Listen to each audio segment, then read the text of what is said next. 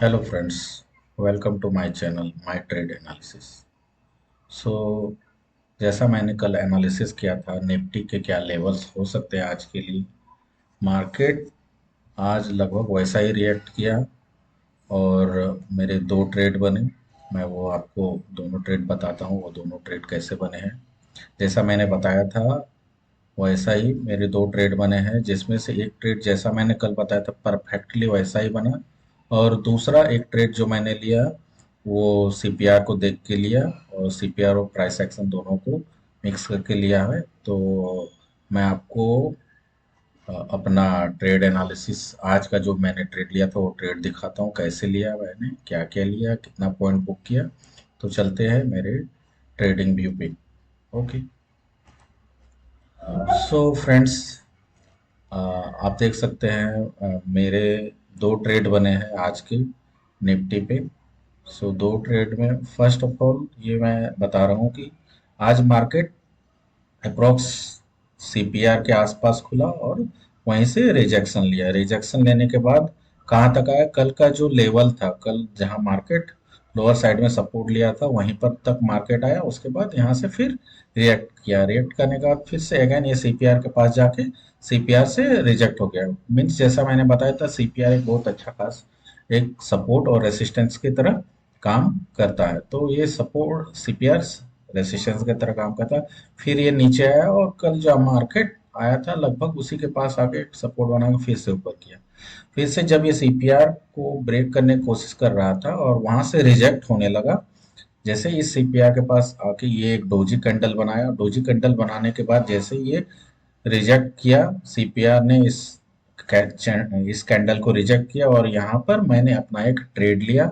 और ये मैंने ट्रेड लिया कहाँ तक, ये जो जहाँ पर मार्केट सपोर्ट लिया था उस लेवल तक मैंने सोचा था कि यहाँ तक एक मार्केट जाएगा। फिर यह मैंने ट्रेड लिया और ये अप्रोक्सीमेटली नीचे अच्छा खासा आ रहा था। उसके बाद जब ये छोटी छोटी दो कैंडल बन गई, जब ये छोटी छोटी दो कैंडल बन गई तो मैंने यहाँ पर अपना प्रॉफिट बुक कर लिया, क्योंकि यहाँ पर अप्रोक्स मुझे अच्छा खासा रिस्क रिवार्ड 1.1:1.9 का रिस्क रिवार्ड मिल रहा था। सो मैंने यहाँ पर बुक कर लिया।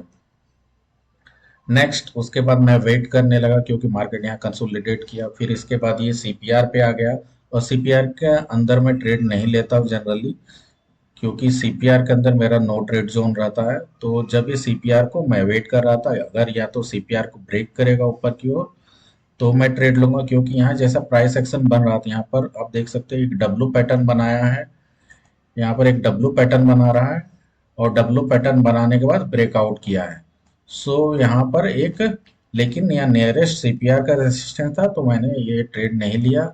मैं वेट कर रहा था कभी ये सीपीआर को ब्रेक करेगा, और ब्रेक करके जैसे ऊपर जाएगा मैं ट्रेड लूंगा। तो ये फर्स्ट टाइम सीपीआर के पास गया, फिर टॉप सीपीआर से फिर से रिजेक्ट हुआ। फिर यहाँ पर आप देख सकते हैं यहाँ पर फिर से इसने एक डब्लू पैटर्न बनाया, और ये डब्लू पैटर्न का जब ब्रेकआउट हुआ तो मैं समझ गया कि यहाँ पर एक ऊपर की ओर एक रैली आने वाली है। इसी टाइम पर बैंक निफ्टी भी अच्छा खासा ऊपर की ओर रैली कर रहा था। सो फिर मैं इस का कंफर्मेशन का वेट किया, और जैसे ही इन्होंने सीपीआर को ब्रेक किया और लास्ट टाइम जो हाई लगाया था इस हाई को ब्रेक किया यहाँ पर, सो मैंने यहाँ पर अपना एक ट्रेड लिया, इसके हाई पे यहाँ पर एक ट्रेड लिया। और जैसा कि मैंने कल बताया वही था कि जैसे सीपीआर के ऊपर सस्टेन करता है तो नेक्स्ट जो रेसिस्टेंस लेवल तक वहां तक एक अपना ट्रेड बन सकता है इस R1 तक। सो मैंने इस रैली को कैप्चर किया यहाँ से यहाँ तक, और इसमें मेरा अच्छा खासा एक ट्रेड बना। सो ये मेरा कल का एनालिसिस था, जैसा मैंने बताया था लगभग मार्केट वैसा रिएक्ट किया। आज मेरे दो ट्रेड बने, दोनों का दोनों टारगेट डन हुए। सो ये मेरा लाइव ट्रेड का एनालिसिस रहा जो मैंने आज किया।